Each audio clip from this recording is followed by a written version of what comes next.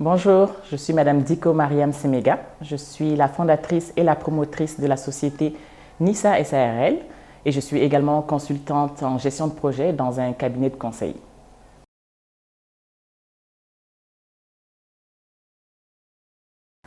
On va dire que l'idée de Nissa s'est imposée à moi.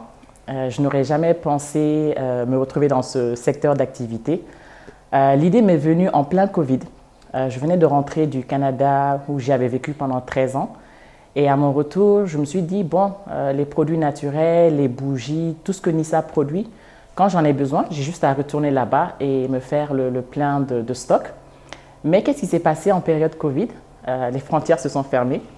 Et petit à petit, les étagères dans les magasins finissaient. Donc, je me suis rendu compte qu'en réalité, il y a des produits que j'utilise, dont j'ai besoin pour ma petite famille et moi, mais qu'on ne trouvait plus sur le marché. Et chaque fois que je demandais, par exemple, je veux un savon naturel, on me disait, il y a le teint cacao, teint métis, teint clair. Je leur disais, mais je veux quelque chose pour moi, quelque chose pour ma famille. Et malheureusement, le marché n'était pas là pour me l'offrir. Et je me suis dit, ben, si moi j'ai ce besoin de produits 100% naturels, de fragrances 100% naturelles, mais peut-être que d'autres femmes, d'autres personnes sont dans ce besoin. Et c'est comme ça que l'idée de créer Nissa, pour la fabrication de bougies artisanales made in Mali et la fabrication de soins corporels 100% naturels pour toute la famille, des nouveau-nés aux adultes, hommes et femmes, s'est imposé et c'est comme ça que Nissa a vu le jour.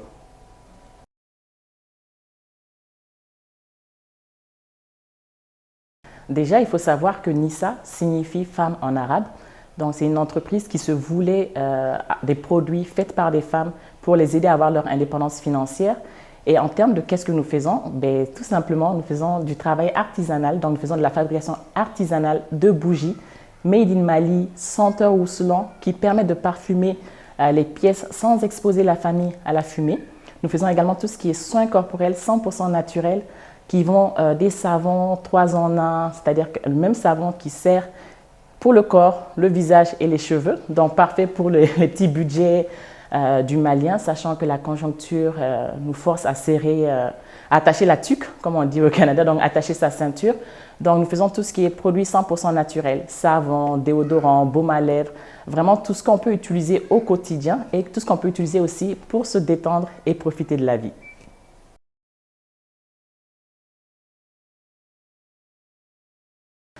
Depuis la création de Nissa, nous avons eu à rencontrer plusieurs difficultés, notamment en matière d'approvisionnement pour les matières premières. Vous n'êtes pas sans savoir que le Mali est un pays enclavé, donc beaucoup des matières premières dont j'avais besoin, malheureusement, ne se trouvaient pas sur le territoire malien.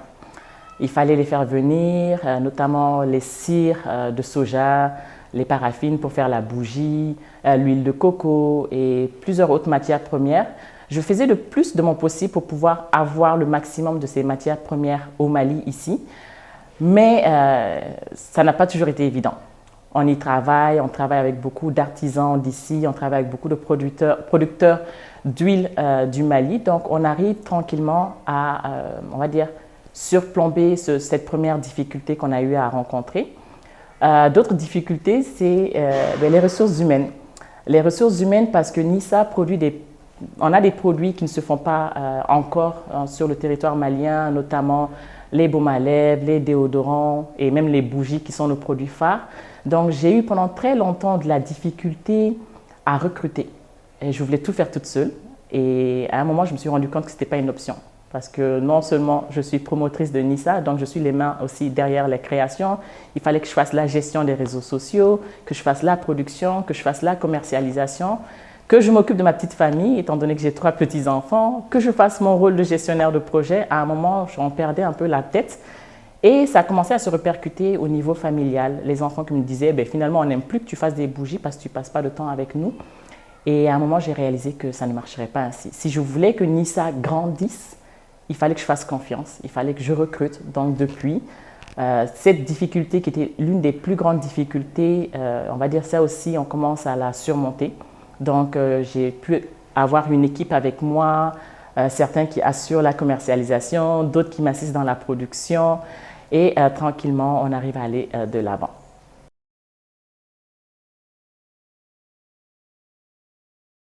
Le message que je souhaite partager avec mes sœurs, c'est déjà qu'il faut savoir que entreprendre, ce n'est pas le choix de la facilité. Entreprendre, c'est tomber, c'est se relever, c'est retomber. C'est de réfléchir à comment ne pas tomber la prochaine fois en se faisant aussi mal. C'est de voir comment est-ce qu'on peut améliorer les choses. Ce n'est pas le travail du paresseux. Entreprendre, c'est vraiment faire des sacrifices. Et c'est de faire des sacrifices pour lesquels on ne regrettera pas. Entreprendre, c'est faire ce qu'on aime.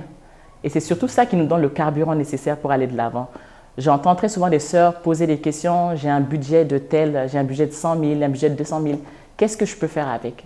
Moi, je pense que ce n'est pas la question qu'il faut se poser. C'est déjà se poser la question de qu'est-ce que j'aime faire? Lorsque vous savez ce que vous aimez faire, là maintenant, vous pouvez regarder est-ce que le marché est ouvert à ce que j'aime faire? Est-ce que le marché va acheter ce que j'aime faire? Parce qu'il vous faudra, dans l'entrepreneuriat,